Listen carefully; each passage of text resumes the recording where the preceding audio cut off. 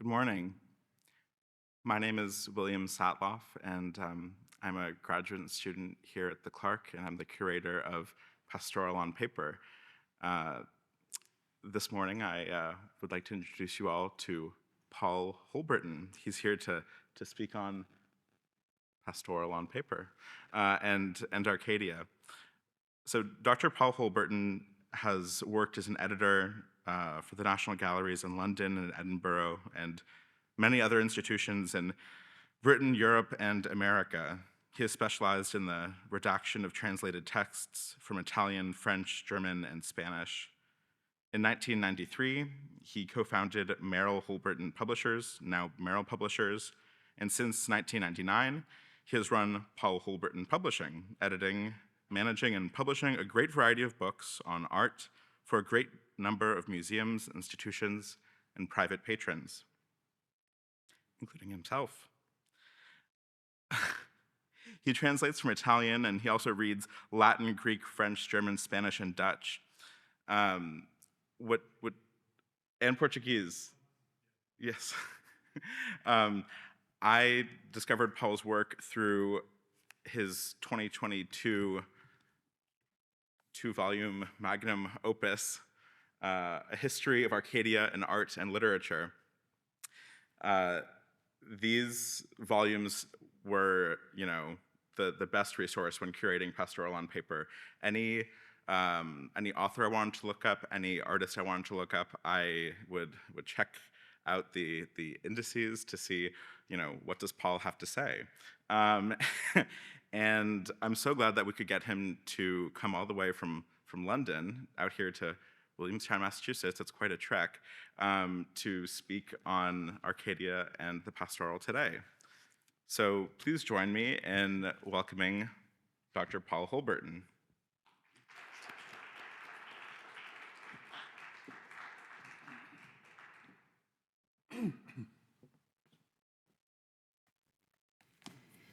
Sorry, things are a bit in the way now. And I've a rather slimmer text to take out.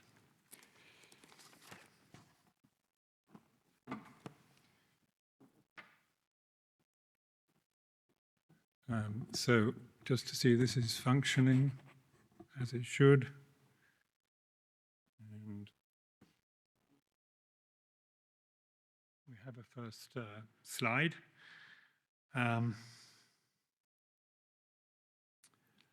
William, I very much like the title of your exhibition, not just for the alliteration, but because it encapsulates the difficulty of what pastoral is. Before modern times, what you drew on paper was nature. But pastoral is not nature, it is art. So bringing pastoral onto paper is not straightforward. Pastoral itself can be perfectly straightforward, though from the beginning poets have played games with it. As music, it is pretty straightforward. It's played on pipes traditionally, and if you bring pipes into the picture, you're often making it ipso facto pastoral. I show you the two images with which I bookended my book on pastoral, a 5th century manuscript illustration of Virgil's eclogues and Picasso's Flutes of Pan of the 1920s. Picasso has deliberately maintained or revived the pastoral as artists have done since the Renaissance. But there are also a number of differences between the two images, to say the least, and it becomes harder to say what else is pastoral about either image besides the piping. Perhaps I should point to one thing. The shepherds here are actually wreathed in laurel. So there are various devices that can be used to pinpoint an image as pastoral rather than everything else and not just a country scene. So in sum, there is definitely a pastoral tradition, or more exactly a linking, as it's not a traditional in the usual sense, but because every new creation of pastoral is a renewal deliberately enacted of a formula, but the investiture of that formula is unpredictable, potentially novel, a different occupation of the space. The purpose of my book was to examine every instance of pastoral I could find with two major goals: not to read back into pastoral modern ideas of what it was, and not to assume that the English tradition of pastoral applied in other European cultures. I started from the Italian, in fact, of course, since Italy was where pastoral was reinvented, then dutifully went through French, Spanish. Not being anachronistic in interpreting pastoral meant in practice defining or at least delimiting what pastoral was at each stage of its journey through to the present, which was indeed a large undertaking, though enjoyable. However, for the purposes of this meeting, I've reduced the trajectory of pastoral to 6 stages. One is Virgil's eclogues. This was, as Virgil makes clear, not Arcadia, but the hills and valleys of his birthplace, Mantua. Not that Mantua does have hills and valleys, that was poetic license, but it does have a river, the Mincio, which flows out of Lake Garda, and it is beside this river that in Eclogue 7, there are 10, 2 shepherds whom Virgil calls Arcadians sit down to sing. Virgil did not set his eclogues in Arcadia, but in this one eclogue he set Arcadians, who do not otherwise appear, beside the Mincio as being very good singers and musicians. Also in the 10th eclogue, Virgil's friend Gallus went off to Arcadia in a rage or great pain about the absence of his beloved. Virgil introduced other friends as well under shepherd names, though Gallus appears as himself.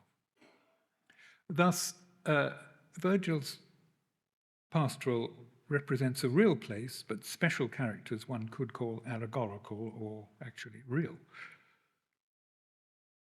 Throughout pastoral, that distinction is seldom hard and fast, but the place is clear. It is not Arcadia, I'm very sorry to tell you. It is local. Gallus, returning from Arcadia, addresses the Arcadians who have somehow got down to the banks of Mincio and expresses his great desire to be with them. He sings the line that in one view is the rubric of all pastoral. It's a highly emotional statement. "Oh, I wish I had been from among you and one of you." And this is addressed to those Arcadians not in Arcadia, but on the Mincio. It's a statement of friendship or love and an aspiration to make music and sing. As is well known, Virgil imitated or translated Theocritus' Greek in his own poetry. Theocritus had mixed goatherd singing into his various poems, but from this, Virgil created a canon that was wholly and uniquely pastoral. Stage 2, I call the Italian sculpture garden. We have slept through the Middle Ages.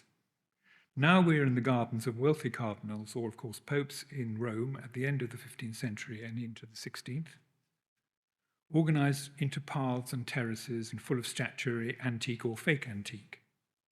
Similar gardens can be found in the courts of the Italian states and not least of Venice. Here also there was water guarded by the nymph of the spring, whom you were not meant to wake or she would run away. You will see we still have the idea of being together and of longing, often very clearly a sexual longing.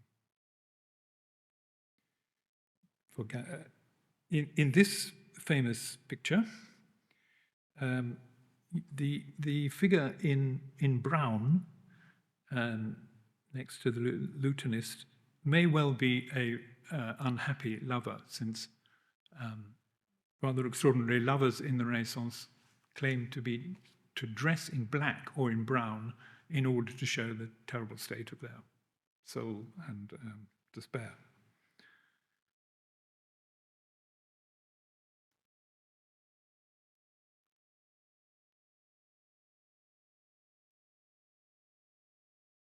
So for the imaginary sculpture garden, there was, of course, Jacopo Sannazzaro's remarkable L'Arcadia, a reworking of Virgil's eclogues for modern times. It too, of course, had an allegorical side.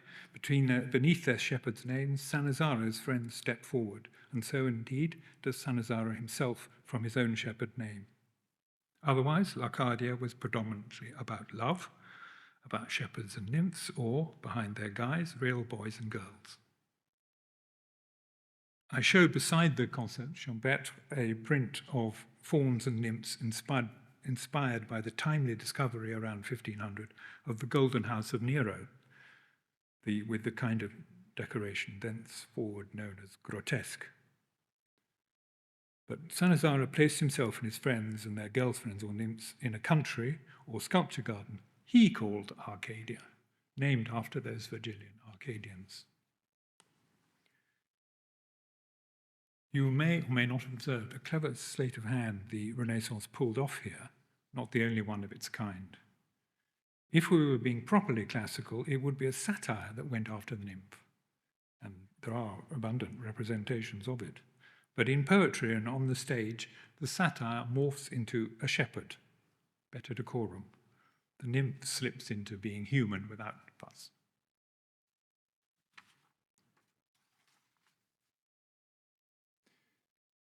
Development 3.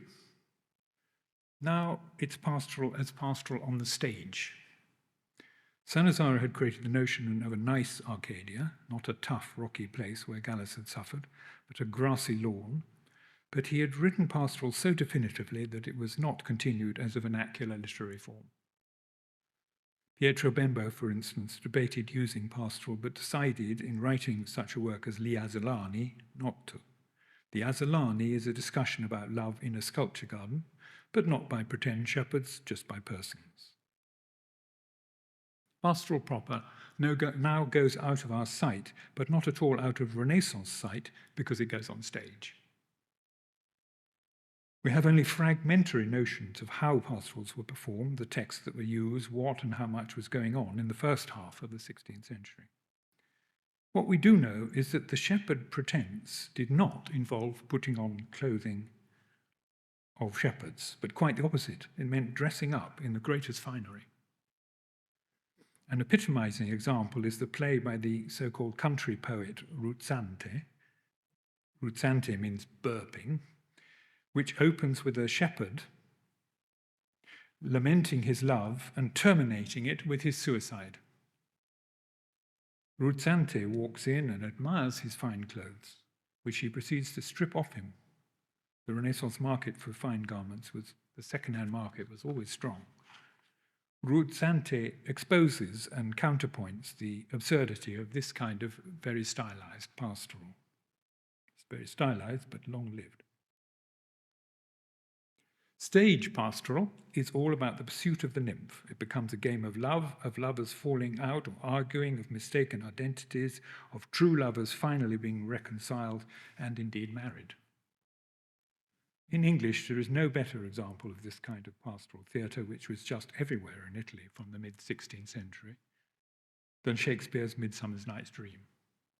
Take away Oberon and Titania, who are Shakespeare's own remarkable inventions, then all the fun and games in the woods, the mistaken identities, also the magic grass, this is all imported almost word for word from Italian stage pastoral. And there are hundreds of these plays in the second half of the 16th century.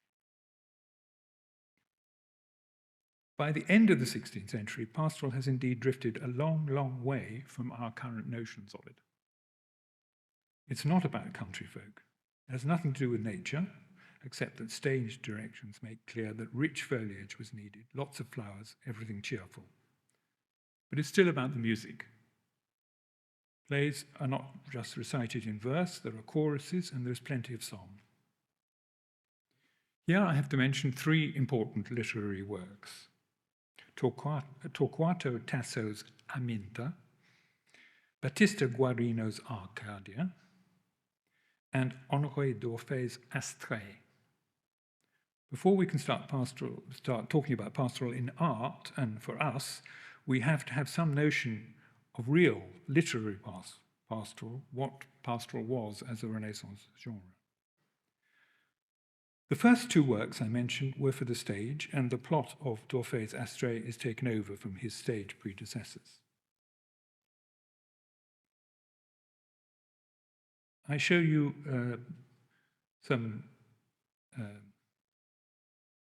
representation of scenes from Guarino's Arcadia, which was a pan-European hit. These were painted for the court of the Prince of Orange. All three works are important landmarks in the history of the culture of human love. Tasso's Aminta wins his beloved because he doesn't rape her, he respects her. Guarino's work is a redemption saga in which the perfect lover not only wins his beloved, he saves all Arcadia by his virtue.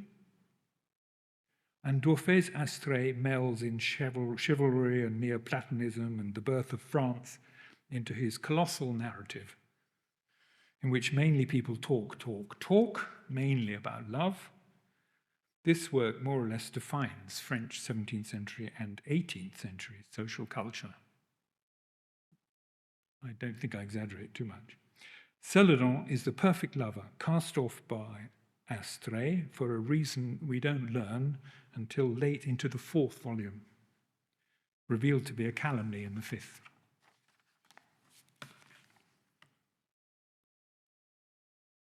The subtitle of my book is The Quest for Secular Human Happiness Revealed in the Pastoral. It traces out the emergence of secular happiness as an ideal from beneath the shadow of religious domination. There can be another ideal in life apart from going to heaven, and it is requited love.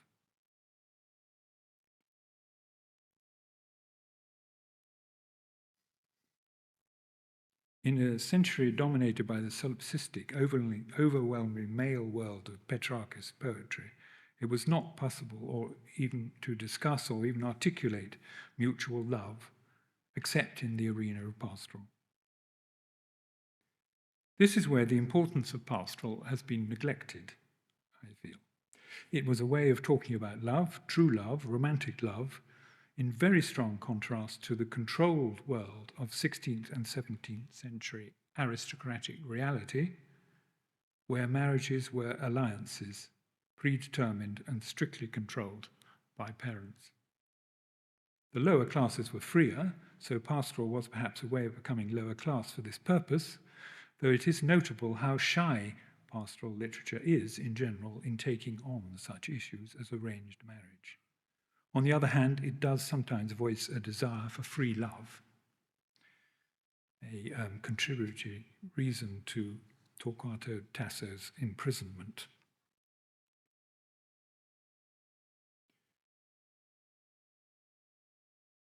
My 4th stage of pastoral I would call park pastoral. Here we do go back to a bit of nature. From the 16th we move to the 17th, in the first half of which pastoral theatre continues to flourish, and apparently not much changes, but the rules loosen. Pastoral appears quite a bit in the Commedia dell'arte, and in art, by the beginning of the 18th century, it is definitely Watteauesque. Here we have the usual characters playing around, still in their stage costume, many of them, playing music, idle. This is Rococo. There are popular songs about Sabot, for example. There is a lot of play acting, not to say downright lying. I'll come back to this. Frankly, in this area of transition, it's not so easy to find convincing ley lines, but there is one discernible centre to such park pastoral, the Bower, in French, Ton, in German, Laube, the little bench to which the lovers retire. We will peep at them shortly. Stage 5. Then the generally pleasant mood slides into an anxiety. We enter a phase I would call lost nature pastoral. What with the rise of science, the nature of manufacture, the rise of industry, French Revolution, the year of revolutions, the advent of the modern. Anyway, great cultural change. There is a sense of loss with regard to the natural. This is articulated, for example, in the introduction by Georges Sand to her novel François Le Champy at mid-19th century. Entirely a country tale, showing virtue, hard work, and decency winning through. But in the avant-propos, she and her companion lament that we see the stars but do not value the sight of them, that we know a lot but it is not heartfelt, that in particular we do not value nature. He wishes he could clear his brain and soul of all culture, of all art, of his whole sensibility, to get back to being a peasant, the peasant who cannot read but who has, God-given, the right instincts. And he supposed that he would indeed be happy, just like the primitive man dreamed of by Jean-Jacques Rousseau. He doesn't want to think of music when he hears the wind. He doesn't want to think of painting when he sees the landscape. He doesn't want to think of poetry when he absorbed his country environment. They also discuss pastoral, and it is very clear that they do not find it adequate. It's silly and frivolous. For them, it still involves dressing up in theatrical costume. By contrast, there seems to be a search for a kind of hit, a gasp at a revelation of nature, the like of which I do not think has appeared in culture before.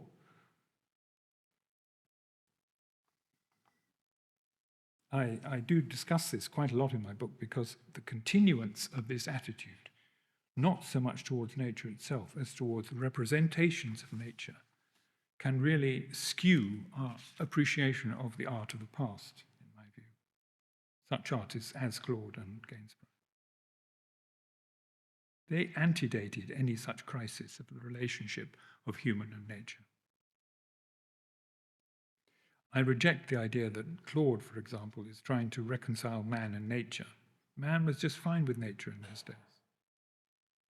But this, in the 19th century, is the phase in which pastoral becomes nostalgic, because the pastoral itself is felt to be out of reach, foregone. Even before Georges Sand, there had been an epoch-making break in a very important text for this purpose, Friedrich Schiller's early 19th century essay, Naive and Sentimental Poetry. He declaimed the impossibility of writing naive poetry, as he called it. He made a division between naive poetry, which included pastoral, and so-called sentimental poetry, by which he meant poetry of complex feeling responding to the modern world. Naive poetry did not speak or encompass modern man. Modern man is sentimental, not a shepherd.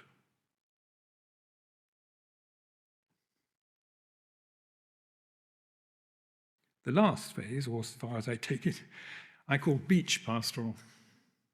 It could also be forest or lake pastoral. It escapes civilization. You have had the example of Picasso's Flutes of Pan, clearly inspired by his Mediterranean sojourn. And there are comparable early examples by Matisse, Luxcane Volupté, and by German artists, by Müller and Mark, all finding their own paradise in nature, especially recreational nature, renewed exploration of local nature in groups devoted to camping or sports, in weekend bicycling expeditions, not only painting country scenes, but going out into the country and rowing, sailing, all these things. In art, though featuring human bodies, a lot of these works seem to rejoice in the extracurricular dimension of their setting. Well, that was ended, or at least interrupted, by the First World War. So I have thought it important to have some regard as to what was going on in the wider world, before looking at pastoral in art. Not only do we avoid introducing anachronistic falsehoods, of which I'm not fond, but it also acts as a counterpoint. The present exhibition, features chiefly Claude Lorrain and Thomas Gainsborough. Let me now try to talk about these two artists.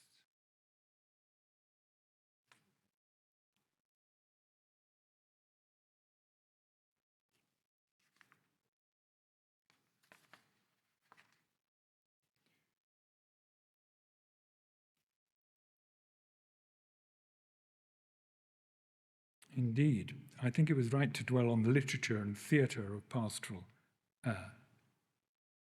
the end of the 16th century in order to contrast it with Claude Lorrain's drawings and paintings. Really, they have nothing in common. There's no meeting point. As a kind of symbol of this, compare a drawing by Muziano, crucial figure in the evolution of landscape representation in the later 16th century, born in Padua and trained in Venetian tradition, but taking it down to Rome, and a frontispiece to one of the editions of Guarino's Pastoral Fido, 1602, which happens to be in the same format. The one is conventional and stylized, the other shows a powerful and vivid engagement with the landscape untouched by human hand. Claude followed Muziano, but he wanted to make something more of his landscapes by incorporating the sculpture garden, so to speak. And he can be seen very clearly trying to do this, and so evolving his own form and style, and above all handling of light, in his early etchings and drawings. Two of these are in the show here at the Clark.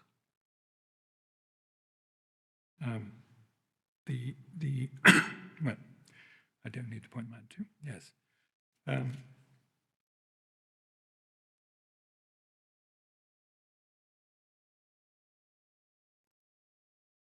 So the first shows a group, the group of figure, the one on your left, which shows very much an attempt to make a classicizing picture.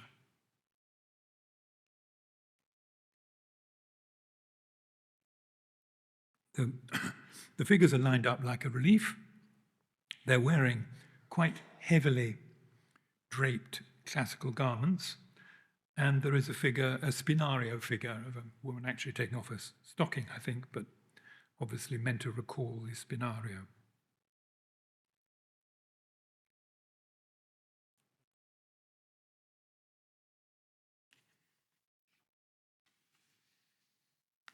But this etching is actually almost unique in Claude's oeuvre, and evidently this approach was not easily reconciled with his great forte, painting landscape and light. The second item shows better accommodation of landscape and is one among a number of such studies. This is in fact a later state of what was originally a double-page etching that Claude pulled in half. And around the same time, he was painting a lot of these figures sitting in the countryside. You can see that this figure is not actually a proper shepherd at all. He's wearing ordinary clothes or town clothes.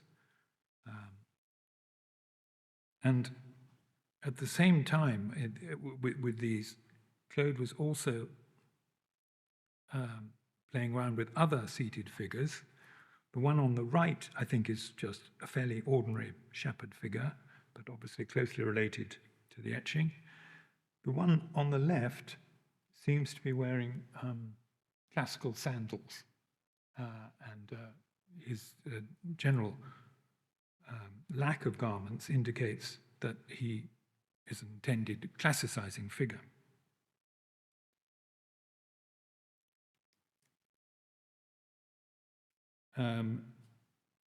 This developed very interestingly. So into this is from the Liber Veritatis. So this represents a complete picture that Claude had made and sold, and he is recording here. But the seam down the middle, in fact, reflects a painting that was, the left-hand side corresponds to the painting, and Claude has, as it were, added back the goats that he'd taken away in the etching to fill out the double page. And this is the painting that corresponds to. It survives in two versions, one in the National Gallery in London and the other in the Pallavicini collection, where And I think the picture is marked as a breakthrough by the story that Giulio Rospiglioso, who later became Pope Clement IX, wanted it so badly that said he would pay as many doubloons as might be needed to cover it. But Claude refused. Probably Rospigliosi got hold of a version anyway, which remains with his descendants, while the one Claude refused to sell is the one in the National Gallery. It kind of announces Claude making a pastoral landscape because it's definitely classicizing and the figure is playing a pipe. So that he's, as it were, upped the level of his landscape painting. It's more important now. It's also documented that the setting is that of the gardens or park of the Villa Madama in Rome, and thus Claude had created a classical, quasi-mythological scene in a modern setting, dwelling on the richness and liveliness of the landscape. And I think now he was on his way. I think, though, you can go a bit further back than this. Another important venture into the pastoral was made by Torquato Tasso in Canto 7 of his epic Gerusalemme Liberata.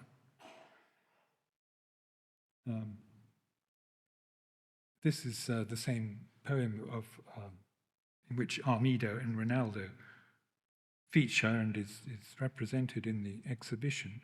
But this is another episode in which the warrioress,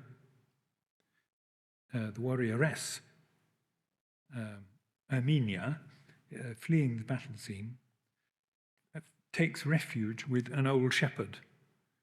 This is the version that was originally, this is the first version of this subject, which was ordered by the humanist Giambattista Agucchi, who worked for the papal court without much enjoyment, and so he devised a picture that should be painted for him, illustrating a moment of peace and quiet. So Erminia has just burst upon the shepherd, and he is pointing to his sons who are playing the flutes. This became a favorite Baroque subject. I show you one by Guercino, and I think you can see clearly that the shepherd is making a basket.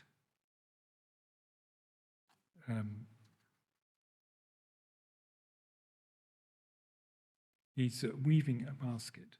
So a learned humanist such as Agucchi would well have known that this was a reference to one of the last, to the coda of Virgil's Eclogue 10, where he says, "Now I have made my basket. It's all done. I'm ending my poem." So this was a symbol of creative poetry and a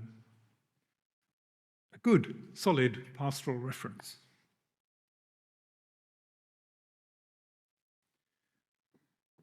I'd just like to make, by way of a small diversion, some remarks about landscape in general at this period.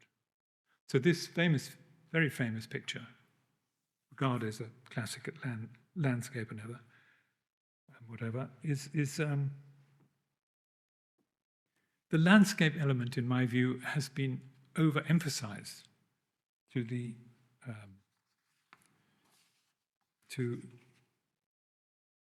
because I don't believe it corresponds to what the painters really thought they were doing at the time, that they wanted suddenly to make landscapes. And so they put little figures in them, in their landscape, just to make a picture of it. In fact, I think the evidence that it's the other way round, that patrons at the time got rather enamored of little figures set in a landscape. And so that the point of this picture is just as much the pathos of these minor figures, as they were called, dwarfed by their landscape. And, well, and they're of course figures of pathos because they are running away with their precious cargo. Another example is back with Armenia, Domenichino's version, probably for Aguki himself, in which you can see that the whole background landscape is, as it were, concentrating and a kind of sounding board for the little figures that Domenichino, that constitute the subject. So it seems to me that the painter is using the landscape not as a portrayal of nature, but as a partner in the action of his figurative picture. And Aguki himself says as much, if I may quote, because the bodies of all the figures could not work riuscire, if not small in relation to the greatness of the field and the distances, and should be made with so much greater diligence and finish, as it is in little things that the actions and emotions are to be represented.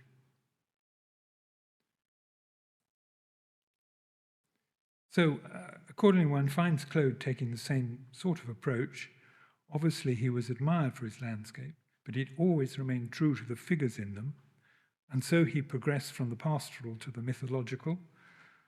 For instance, a figure like this is Diana reconciling Procris and Cephalus after a quarrel, which I find to be a truly happy, it's a bit dark, I'm sorry, a truly happy picture, because somehow it just, it's a happy moment, and the landscape and the light are also conducive to this happiness.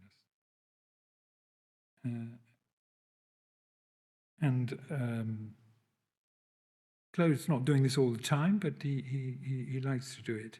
And I think when you look at his greatest achievements, that is the later series of pictures from the Aeneid, I think that they do express the weight of the epic content. They're just as good as history pictures in that way. I'm sure you would have been glad to hear me say so.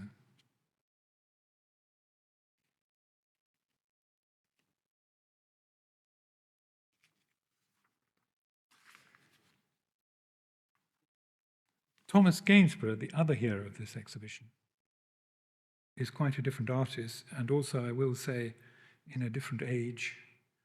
And I think we must move on from Watteau. He is in the Rococo age, so I just illustrate Rococo continuing up to Gainsborough's time in the Boucher, which has a fountain in the back, which is the fountain of truth, which features in Honoré d'Orphé's Astrée, that is still around. And here is a nice porcelain version, which shows the laube, or the bower, typical of these kinds of things.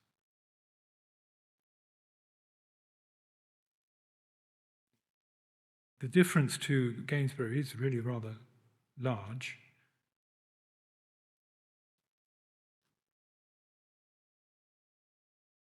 And the question of their subject is very difficult, I think. What are they trying to say, if they're really trying to say anything? And Gainsborough is certainly not going to tell us, because he was notoriously unwilling to discuss serious art as such. Watteau had been accused by his contemporaries, immediately after his death anyway, as not having an object in his pictures, an objet, or what we would call a subject, precisely one. His compositions, Watteau's, are typically combinations of vignettes and often as purposeless as ordinary people may be in a park for recreation. But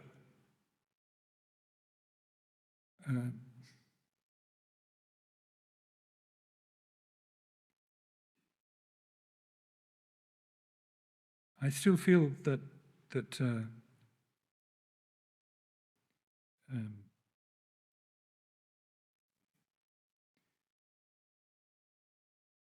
just a bit worried about time here.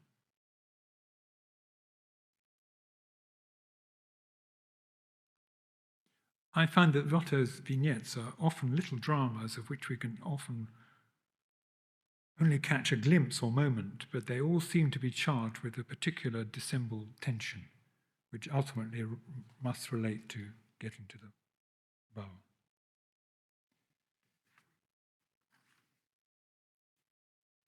By contrast,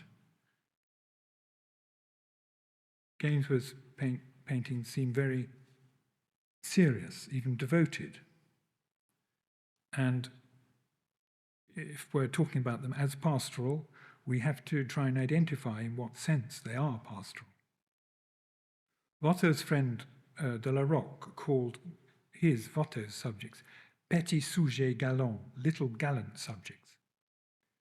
Gainsborough, in one of his few surviving letters, called his own pictures little dirty subjects. He did not mean dirty in,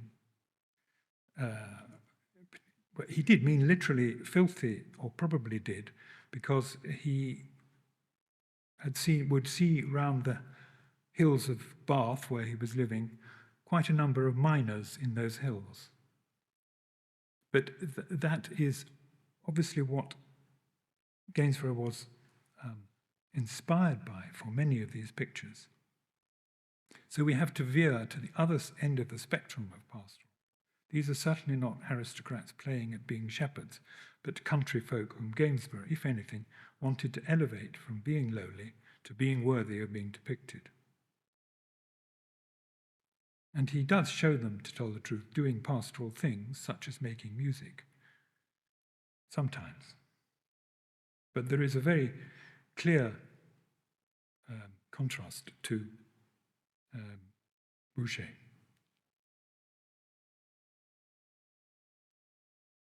What does not come with the Bower, despite all its pastoralism, is a genuine interest in the countryside, but this, by contrast, we do find in Gainsborough. His work always reminds me of a passage in a letter by a slightly later poet, John Clare. I love to meet the woodman whistling his way to his toils, and to see the shepherd bending over his hook on the thistly green, chatting love stories to the listening maiden while she milked her brindle cow. Gainsborough shows a kind of orchestral togetherness of nature. It's evident from his drawings that he started with the landscape and inserted humans and animals into it, who are no more closely analysed than the bushes and trees. What Gainsborough does surely epitomise, perhaps more than any other artist of the period, is sensibility, the period's sensibility. He was famous for his generosity and charity, his being easily moved by the sight of the poor in particular, and those figures who populate his drawings cannot be anything but poor and humble. Most of the humble are blessed, not least in the sight of the Lord, and this may be quite an important strain in Gainsborough. Most important of all, though, is the composition, the components of the landscape adding up, which no one else, until he exerted his considerable influence, really regarded as the point of the picture. This found, he also evolved his own iconography of the landscape, notably increasing its grandeur, probably following a visit to the Lake District. It's quite That's probably the highest mountain he had so far seen up there. But the great triumph of his later pictures are his so-called cottage door scenes, which are the full orchestra, with notably often featuring not only the women and the children in the cottage, but also the woodcutter, who is their companion, who was a special figure for Gainsborough, and unfortunately he's lost his full-length woodcutter figure, which was widely admired at the time, was lost in a fire, and only the engraving remains.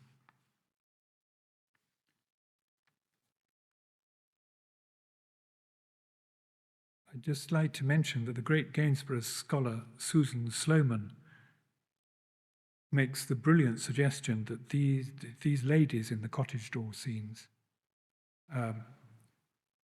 can be associated with the Foundling Society and the ideals of the Foundling Society with which Gainsborough had been attached from his early youth.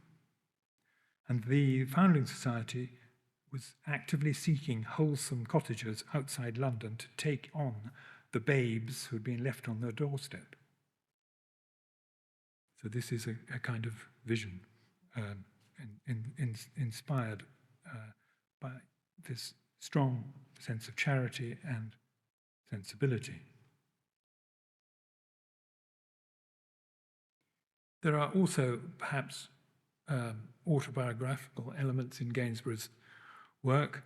Of the reclining figure there from an early work could stand for the artist, or in some later works we have a figure of longing of the woodman. This time is staring out in amazement at the girls going by in the cart.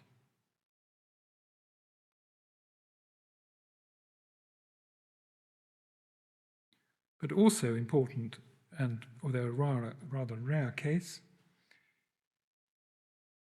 is this remarkable picture from the Nelson Atkins. This is on the one hand a putting together of disparate motifs like the white horse, which appears in similar forms in earlier pictures, set against a quite troubled sky. This painting, intended as a wedding present for his daughter, though she never married, so of quite some personal importance, treats the animal in a landscape as unmarked signifiers. He creates a weather and a reaction to it, but explains nothing, leads to nothing. Purely a mood picture, then. It seems to me that, though in a very different way, he anticipates the range of those much more emphatically emotional landscapes created by Camille Corot, for instance. Though Gainsborough very clearly never made it to the Mediterranean, and that alone might perhaps preclude him from being pastoral.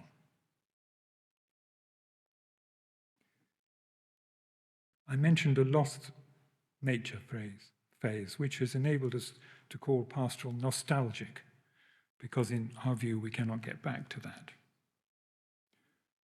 But whether or not Gainsborough is pastoral, and despite his having a fine sensibility that at times brought tears to his eyes and others, I will say again that until past the end of the 18th century, the pastoral is not nostalgic. It rejoiced in the present or future. The nostalgia is appropriate when the state of mind that pastoral expressed no longer exists or could not be found, when the ideal becomes a memory but cannot now happen. There remains the tendency to produce things that resemble that pastoral. For example, George Sand's novel, the François Le Champy itself, a tale idealizing country values, or Mallarmé's Après-midi d'un faune, written in 1876, and so on via Matisse's Lux Carmen Volonté. But I see the end of pastoral in its becoming nostalgia. If we look at Corot's Souvenir de Morte Fontaine, his own word, souvenir, seems appropriate. It's not. It looks back to a happiness never again to be achieved, if indeed it ever was. Of course, since we became Schiller's sentimental man, we can't get back, only look back. But we shouldn't read back. Thank you.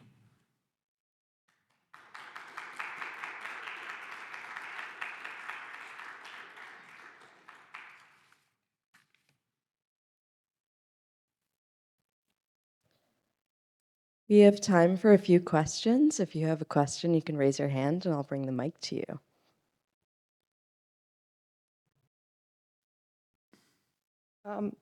Since you wrote about the whole trajectory of the pastoral, I assume, I wondered if you included a Swiss author, Solomon Gessner, who was both an author and an artist, and I think is totally forgotten now, but he wrote these idylls and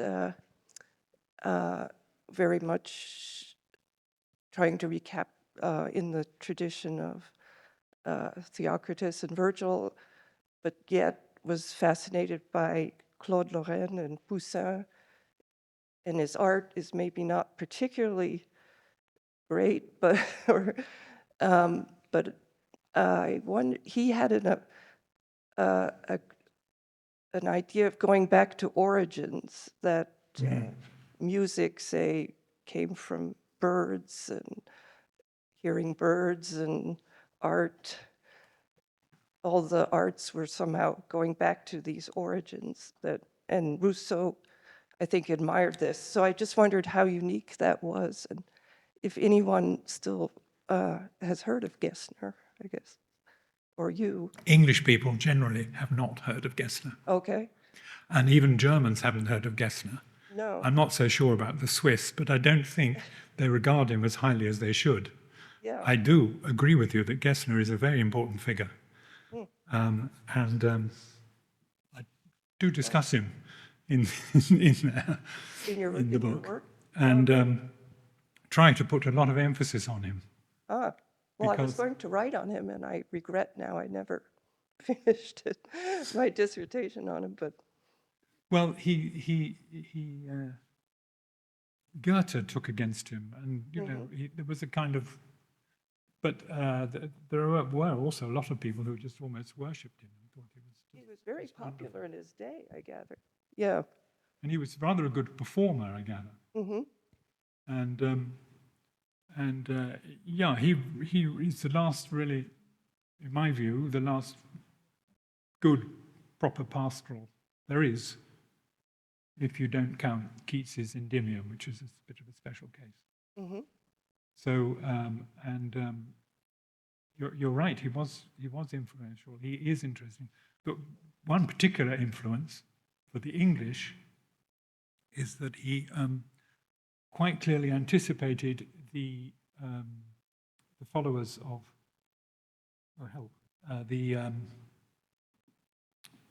those people down in Kent.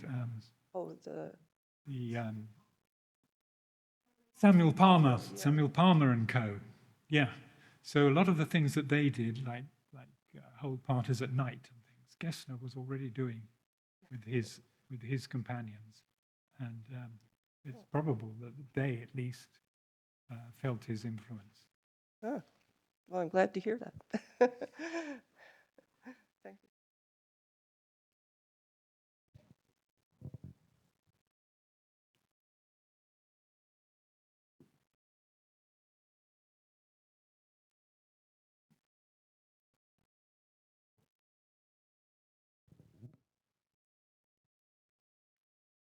Thank you very much for your talk today.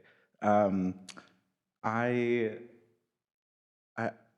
like what you said about the the cows and the white horse that Gainsborough painted for his daughter. I'm wondering how you read cows throughout the pastoral broadly. I mean, and I mean even animals broadly. I mean, you mentioned there are certain, signifiers of, oh, this is probably a pastoral, such as playing the pipes. But I mean, pastoral, pastor, herdsman, animals. I know it's getting quite simplistic, but I'm wondering if, well, what you make of the cows, and if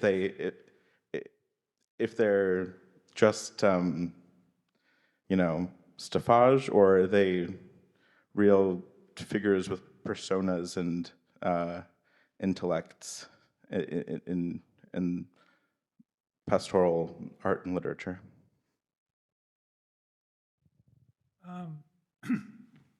I would make a distinction among the animals between cows and goats, because goats were there from the beginning. There are cows in Virgil and so on, but the goats are the sort of the prime animal that goes with the pastoral originally in Theocritus and in Virgil, and we see in Claude there. I mean, they're goats, and the cows can very easily be not pastoral, I could say. There's a late Claude, a huge Claude in Munich, which shows a lot of cows crossing a stream, where he perhaps scholars used to assume that claimed that the figures had been added on afterwards, that that's not really what Claude wanted to paint, because he not only had cows crossing the thing, but also different kinds of peasants. He had a peasant with a concertina thing, which cannot be classical. So even though this is a late work by Claude, he's deliberately not necessarily following the proper pastoral path. And he makes that clearer, if you like, by using cows rather than goats. So I think the cows are, generally speaking, rather unpastoral, especially they're in herds of cows, and there are not with other kinds of animals. So it's one more reason that one has to equivocate about Gainsborough being a pastoral painter.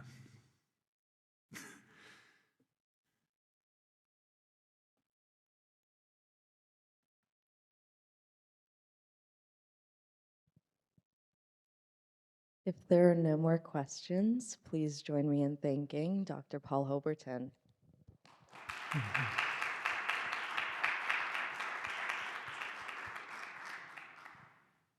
Thank you.